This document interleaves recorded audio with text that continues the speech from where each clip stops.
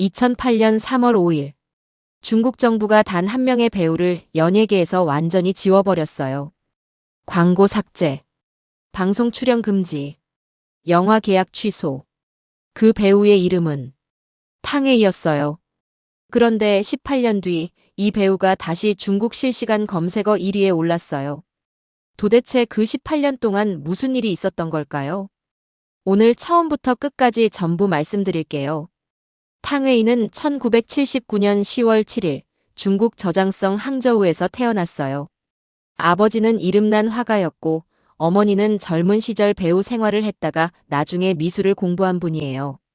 예술적인 집안이었지만 부모님은 딸이 배우가 되길 원하지 않았어요. 안정적인 직업을 갖기를 바랐죠. 탕웨이 본인도 어릴 땐 배우를 꿈꾸지 않았어요. 세계 각국의 언어를 배워서 다양한 사람들과 대화하고 싶다는 막연한 꿈이 있었을 뿐이에요. 그래서 학창 시절부터 영어, 불어, 스페인어를 공부했어요. 지금도 탕웨이의 강점 중 하나가 다국어 실력인데 이때부터 그 토대가 쌓인 거예요. 나중에 한국 영화에서 직접 한국어 대사를 치는 것도 영화제 수상 소감을 광동어로 하는 것도 다 이 습관에서 나온 거예요. 그러다 19세가 되던 해에 친구 따라 기획사 오디션에 갔어요. 친구 오디션을 따라간 거였는데 정작 뽑힌 건 탕웨이였어요. 친구는 떨어졌고요. 그렇게 시작된 모델 생활에서 탕웨이는 연기에 관심을 갖게 됐고 결국 중국 최고의 연기 교육기관인 중앙희극학원에 도전하기로 결심해요. 그런데 여기서 첫 번째 반전이 나와요. 한 번 떨어졌어요. 두 번 떨어졌어요. 세 번째 도전에서야 겨우 합격했는데 그것도 희망하던 표현과가 아니라 연출과로요. 중앙희극학원이 어떤 곳인지 모르시는 분들을 위해 잠깐 설명드리면 중국에서 베이징대 의대 들어가는 것보다 더 어렵다는 말이 있는 학교예요. 배우, 감독, 극작가를 배출하는 중국 공연예술의 최고 기관이에요. 전국에서 몰려드는 지원자들과 경쟁에서 붙는 것 자체가 대단한 일이에요. 탕웨이는 3번 도전해서 세 번째에 붙었어요. 연출과가 어떤 곳이냐면 배우를 만드는 배우를 가르치는 곳이에요. 표현과 학생들이 직접 무대에서 연기를 하는 동안 연출과 학생들은 극 전체를 분석하고 어떻게 연출할지를 연구해요. 관객 입장이 아니라 창작자 입장에서 이야기를 해석하는 능력을 기르는 거예요. 처음엔 실망스러웠겠지만 이 연출과 생활이 나중에 탕웨이의 연기 깊이를 만들어주는 결정적인 배경이 돼요. 단순히 대사를 외우고 감정을 표현하는 배우가 아니라 극 전체의 흐름을 읽고 인물을 입체적으로 해석하는 능력이 바로 여기서 길러졌거든요. 학교 다니는 동안 탕웨이는 연출가 라이성찬의 대형 무대극에 출연하면서 무대 경험을 쌓았어요. 졸업 후 첫 주연작 경화연자로 CCTV 디지털 영화 우수여배우상을 받았지만 아직은 대중이 모르는 무명 배우였어요. 이때 현장에서 만난 남자 배우 태니와 연인이 됐어요.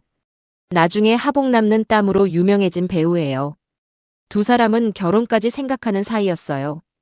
수년간 무명으로 지내던 탕웨이에게 2006년 운명을 바꿀 연락이 왔어요. 이안 감독이라는 이름 아시죠? 와호장룡, 브로크백 마운틴으로. 할리우드에서도 최고 감독 반열에 오른 데만 출신의 거장이에요. 2006년 이안 감독은 중국 작가 장하이링의 소설 새끼를 영화로 만들기 위해 여주인공을 찾고 있었어요. 1940년대 상하이를 배경으로 일본 괴뢰 정권 고위 장교를 유혹하는 스파이 역할인데 극도로 복잡한 인물이에요. 애국심과 개인적인 감정 사이에서 갈등하면서 결국 스스로의 선택에 의해 무너지는 인물이거든요. 이 역할은 매우 높은 수위의 장면을 직접 소화해야 했어요. 당시 최고의 여배우들이 거론됐지만 결국 모두 고배를 마셨어요. 그러다 지인 소개로 이안 감독 앞에 탕웨이가 나타났어요. 처음 본 순간 이안 감독은 이 사람이라고 확신했다고 해요. 꾸밈없이 우아한 분위기, 민국시대 지식인 여성의 느낌이 그대로 나는 존재감이었대요. 탕웨이는 여주인공이 되기 위해 석 달간 특별 훈련을 받았어요. 치파오 입는 법, 마작치는 법, 민국시대 상류층 여성의 몸짓과 걸음걸이, 발성까지 하나하나 익혔어요. 이안 감독은 중요한 장면 촬영 때 스태프 전원을 철수시키고 두 주연 배우와 감독, 촬영 감독 4명만 현장에 남겼어요. 탕웨이는 이 촬영을 위해 정말 모든 걸 걸었다고 해요. 후회 없이 찍었다고요. 2007년 11월 새끼가 개봉했어요. 결과는 폭발적이었어요. 탕웨이는 제44회 금마상 최우수신 인상을 받았어요. 아시아 각국에서 인터뷰 요청이 들어왔고 광고 계약이 줄줄이 잡혔어요. 28세의 나이로 아시아 영화계를 대표하는 이름이 됐어요. 그리고 정확히 넉 달 뒤 2008년 3월 5일 중국 광전 총국이 각 방송사에 공문을 내려보냈어요. 탕웨이와 관련된 모든 광고, 모든 방송 출연, 모든 홍보를 즉시 금지하라는 내용이었어요. 결과는 하루 만에 나타났어요. 화장품 광고가 삭제됐어요. 휴대폰 광고가 내려갔어요. 패션 브랜드 광고까지. 중국 포털에서 탕웨이 이름이 들어간 광고 영상들이 전부 사라졌어요.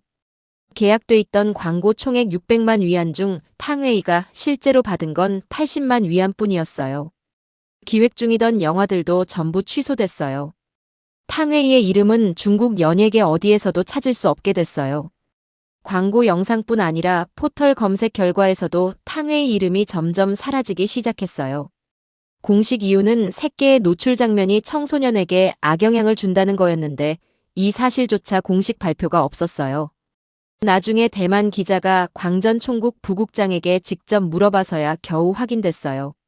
여기서 당시 많은 사람들이 가장 이상하다고 했던 부분이 있어요. 같은 영화에 출연한 양조위는 봉쇄되지 않았어요. 감독 이안도 아무 제재를 받지 않았어요. 오직 여주인공 탕웨이만 봉쇄됐어요. 당시 많은 배우들과 영화 관계자들도 왜 탕웨이만 제재를 받았는지 이해하기 어렵다는 반응을 보였어요. 그 무렵 홍콩에서 에디슨 첸 스캔들이 터지면서 선정적인 것들에 대한 중국 당국의 단속이 전방위로 시작됐던 시기였어요. 새끼가 그 분위기에서 타깃이 됐고 그 타깃은 감독도 남자 주연도 아닌 여자 주연이었어요. 왜 탕웨이만이냐는 질문은 18년이 지난 지금도 명확한 답이 없어요. 탕웨이는 봉쇄 사실을 알게 된 뒤 공개적으로 억울하다는 말을 하지 않았어요. 분노를 표출하거나 당국에 이의를 제기하는 모습도 없었어요. 나중에 한 인터뷰에서 당시 어떤 기분이었냐는 질문을 받자 그냥 받아들였다고 했어요. 싸울 수 없는 상대라는 걸 알았기 때문에요. 대신 할 수 있는 것에 집중했다고요. 오랫동안 함께한 남자친구 테니와도 이 과정에서 결별했어요. 탕웨이 말로는 남자친구가 이 상황을 받아들이지 못했다고 했어요. 결혼까지 생각했던 사이였는데요. 28세. 인생 최고의 정점에서 하루아침에 광고도, 작품도, 남자친구도, 중국 활동도 전부 잃었어요. 봉쇄 이후 탕웨이는 영국행 비행기에 올랐어요. 2008년 2월이었어요. 새끼 출연료와 광고 미지급분을 합쳐도 많지 않은 돈이 전 재산이었어요. 부모님 집을 넓혀드리고 싶었는데 부모님이 딸에게 그 돈으로 유학을 가라고 설득했어요. 탕웨이는 그 돈으로 런던 예술대학 학비를 냈어요. 런던에서의 생활은 쉽지 않았어요. 런던 물가는 높았고 낯선 나라에서 혼자 버텨야 했어요. 생활비를 벌기 위해 지인들에게 배드민턴을 가르치기도 했다고 해요. 런던 패션 위크에서 모델 일도 했어요. 아시아 최고 인기 배우가 런던에서 그렇게 지냈다는 사실, 당시 아무도 몰랐어요. 탕웨이는 런던에서 혼자 지내는 게 외롭지 않았냐는 질문에 이렇게 답했어요. 오히려 처음에는 자유로웠다고요. 중국에서는 어딜 가든 탕웨이라는 이름이 따라다녔는데 런던에서는 그냥 아시아에서 온 유학생 한 명이었으니까요. 아무도 자기를 모르는 공간에서 처음으로 진짜 혼자인 사람처럼 생활했다고요. 그 고독이 처음엔 낯설었지만 나중에는 그 시간이 없었으면 지금의 자신도 없었을 거라고 했어요. 아버지는 딸을 위해 매주 2장의 스케치를 그려보냈어요. 탕웨이가 초등학교 때 상장을 받는 그림, 어린 탕웨이가 감기 걸린 부모님에게 약을 가져다주는 그림. 인터넷을 처음 배운 아버지가 이웃 아이들한테 배워가며 영상통화로 딸과 대화를 했어요. 탕웨이는 나중에 이 시절을 떠올리며 눈물을 흘렸어요. 그 그림들이 가장 큰 힘이 됐다고요. 런던에서의 생활이 탕웨이를 다른 방향으로 성장시킨 측면도 있어요. 중국에서는 봉쇄된 배우였지만 런던에서는 그냥 한 명의 외국인 유학생이었거든요. 연기 수업을 받으면서 동시에 런던의 거리를 걷고 미술관을 다니고 연극을 보면서 많은 것을 흡수했어요. 나중에 헤어질 결심에서 나오는 탕웨이의 연기 방식, 감정을 억누르고 내면으로 쌓아두는 방식이 이 런던 시절과 무관하지 않다는 분석도 있어요. 런던 생활 1년쯤 됐을 때 홍콩 정부에서 연락이 왔어요. 홍콩 우수인재 입경 계획에 탕웨이가 적합하다며 홍콩 거주권을 제안한 거예요. 이 제도는 각 분야 뛰어난 인재에게 홍콩 거주권을 부여하는 제도인데 탕웨이는 이걸 받아들였어요. 중국 본토 광전 총국의 제재와 무관하게 활동할 수 있는 폭이 생겼어요. 그리고 2009년 한국 감독 김태용에게서 전화가 왔어요. 만추 아시는 분 있을 거예요. 2010년 제작된 한국 영화인데 현빈과 탕웨이가 주연이에요. 중국에서 봉쇄된 배우를 한국 영화 여주인공으로 쓴다는 건 당시로선 꽤 파격적인 결정이었어요. 김태용 감독은 새끼를 본 순간부터 이 사람과 꼭 같이 작업하고 싶었다고 했어요. 봉쇄됐는지 아닌지는 자기한테 중요하지 않았다고요. 탕웨이는 만추를 위해 한국어를 직접 공부해서 일부 대사를 한국어로 연기했어요. 영어, 중국어에 이어 한국어까지 소화하는 능력이에요. 이 언어 실력이 단순히 흉내내는 수준이 아니라 정말 그 언어의 감정으로 연기하는 수준이라는 게 영화를 보면 느껴져요. 결과는 어땠냐면 2011년 백상예술대상에서 영화 최우수 여우주연상을 받았어요. 비한국인 배우 최초였어요. 이후 청룡 등 한국 주요 영화상을 연달아 수상했어요. 중국에서 봉쇄됐던 배우가 한국에서 최고 여배우상을 받은 거예요. 같은 시기 탕웨이는 중국 주선율 영화인 건당 위협에 출연했어요. 건당 90주년을 기념해서 중국 당국이 직접 제작한 영화예요. 그런데 탕웨이의 출연 분량은 최종 편집에서 통째로 삭제됐어요. 촬영까지 했지만 결국 나오지 못한 거예요. 그럼에도 이 출연 자체가 신호였어요. 봉쇄가 서서히 풀리고 있다는 신호요. 2013년 탕웨이는 완전한 중국 복귀작을 내놨어요. 북경 우상서하도예요. 한국 제목으로는 베이징에서 시애틀까지예요. 흥행 성적은 5.2억 위안. 당시 화어 로맨스 영화 역대 최고 흥행 기록이었어요. 영화는 개봉하자마자 입소문이 퍼졌고 여성 관객들의 지지를 강하게 받았어요. 탕웨이는 완전히 돌아왔어요. 이 시기 탕웨이의 일상 모습이 화제가 되기도 했어요.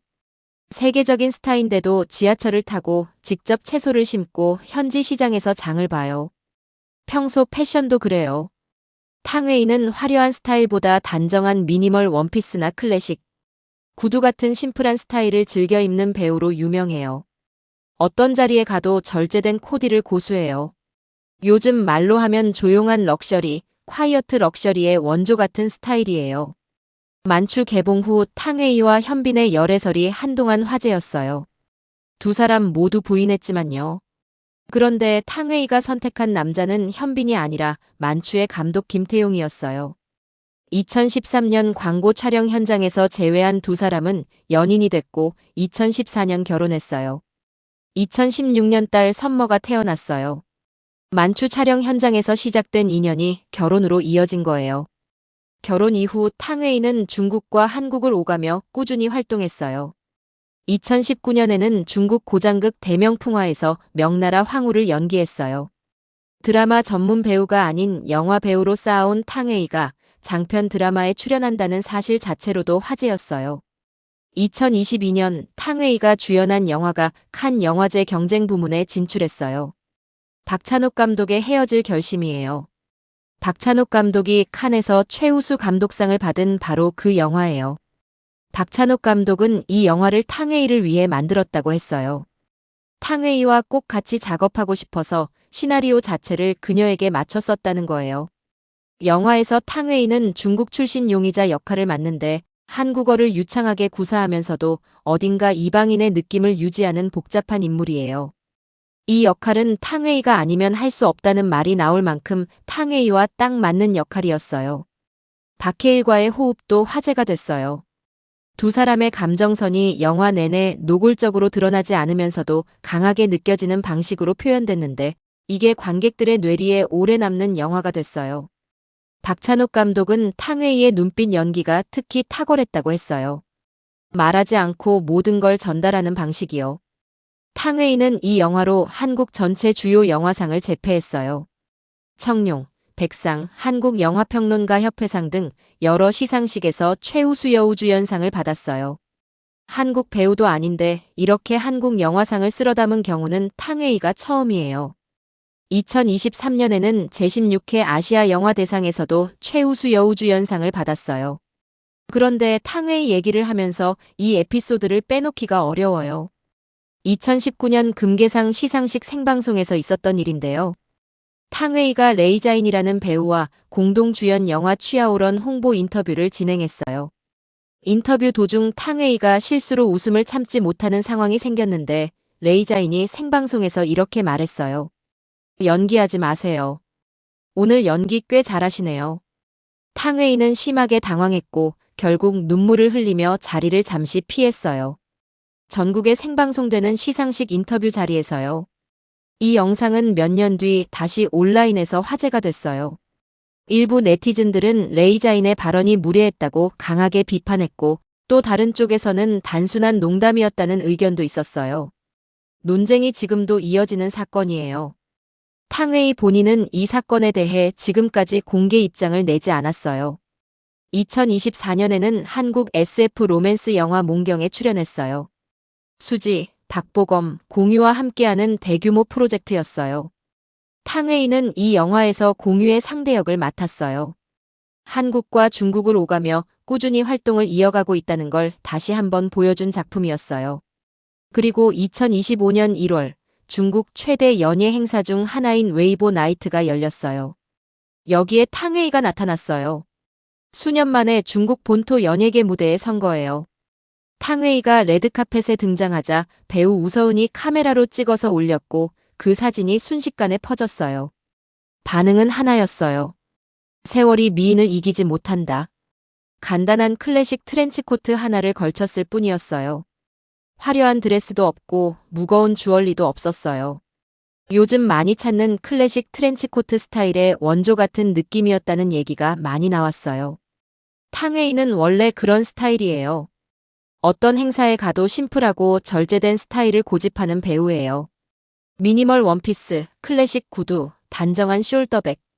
복잡하지 않은데 어딘가 압도적인 분위기가 나요. 2025년 3월 16일 제18회 아시아 영화대상에서 탕웨이는 탁월한 아시아 영화인상을 받았어요. 이 상은 아시아 영화계 전체에 기여한 배우에게 주는 상이에요. 6년 사이에 5번이나 최우수 여우주연상 후보에 오른 성적을 인정받은 거예요. 시상식에서 탕웨이는 능숙한 광동어로 수상 소감을 전했어요. 그리고 2025년 11월 새 드라마 촬영이 시작됐어요. 2026년 2월 15일 공작동남비라는 드라마의 완성이 공식 발표됐어요. 웨이보에 올라오자마자 실시간 검색어 1위가 됐어요. 이 드라마가 왜 이렇게 화제인지 설명드릴게요. 먼저 감독이 신상이에요. 숨겨진 구석, 만장한 계절, 두 작품 모두 이 감독 작품이에요. 숨겨진 구석은 더우반 평점 9.0을 넘은 전설적인 드라마고 만장한 계절도 9점 이상이에요. 중국 드라마에서 더우반 9점이 얼마나 드문 일인지 아세요? 일반적으로 7점대만 되면 흥행이에요. 신상이 만들면 다르다는 말이 중국 드라마 팬들 사이에서 공식처럼 쓰여요. 원작은 중국 문학사의 고전 악부시 공작동남비예요. 목난시와 함께 중국 고대 시가의 쌍벽으로 불리는 작품이에요. 동안시대, 봉건적 예교에 의해 강제로 이별당한 부부의 비극을 담은 357구 1785자짜리 시예요. 신상 감독이 이걸 고대 서스펜스로 재해석했어요. 순수한 사랑 이야기가 아니라 권력 다툼과 인물들의 운명을 교차시키는 구조로 만들었다고 해요. 탕웨이가 맡은 역할이 바로 비극적인 여주인공 류란즈예요. 상대역은 진호예요. 숨겨진 구석에서 장동석을 연기했던 바로 그 배우예요. 공작동남비는 이 두 사람이 처음으로 호흡을 맞추는 작품이에요. 8부작으로 아이치이에서 방영될 예정이고 2026년 안에 나와요. 탕웨이가 드라마에 마지막으로 출연한 게 2019년 대명풍화였어요. 7년 만에 드라마 복귀예요. 그것도 중국 최고의 서스펜스 감독과 함께요. 공작동남비의 비극적인 여주인공 류란즈를 탕웨이가 연기한다는 조합. 이 조합이 왜 실시간 검색어 1위를 만들었는지 이해되시죠? 그리고 여기서 한 가지 더 생각해 볼 게 있어요. 2008년에 탕웨이를 봉쇄한 나라가 어디예요? 중국이에요. 2026년에 탕웨이를 실시간 검색어 1위로 만든 나라도 중국이에요. 같은 나라예요. 그게 이 이야기에서 가장 아이러니한 부분이에요. 봉쇄도 복귀도 같은 나라에서 이루어진 거예요. 탕웨이는 그 나라를 떠나지도 그 나라를 원망하는 인터뷰를 하지도 않았어요. 그냥 계속 연기를 했어요. 2007년 한 편의 영화로 최정상에 오른 배우가 있었어요. 2008년 이유도 밝히지 않은 채 중국에서 사라졌어요. 2009년 런던에서 지인들에게 배드민턴을 가르치며 버텼어요. 2011년 한국 영화로 부활해서 백상예술대상 최우수 여우주연상을 받았어요. 2022년 박찬욱 감독과 칸 영화제에 올랐어요. 2026년 중국 실시간 검색어 1위에 복귀했어요. 이 흐름을 보면 한 가지 공통점이 있어요. 탕웨이는 한 번도 스스로 시기를 정하지 않았어요. 봉쇄는 본인이 선택한 게 아니고 한국으로의 이동도 누군가 불러줬기 때문이고 칸도 박찬욱 감독이 먼저 제안했어요. 그리고 매번 그 기회가 왔을 때 전부 걸었어요. 탕웨이가 한 인터뷰에서 이런 말을 했어요. 사람이 겪는 모든 경험은 결국 연기에 도움이 된다. 배드민턴을 가르치던 런던 시절도 생방송에서 울었던 그 순간도 7년간 영화 현장을 누빈 시간도 다 그 말 안에 들어가는 것 같아요. 봉쇄당한 5년의 공백도 런던의 외로운 유학 시절도 탕웨이의 연기 안에 다 녹아있는 거예요. 중국 정부가 지워버린 배우. 그 배우가 18년 뒤 같은 나라 실시간 검색어 1위로 돌아왔어요. 공작동남비 2026년 아이치이에서 볼 수 있어요.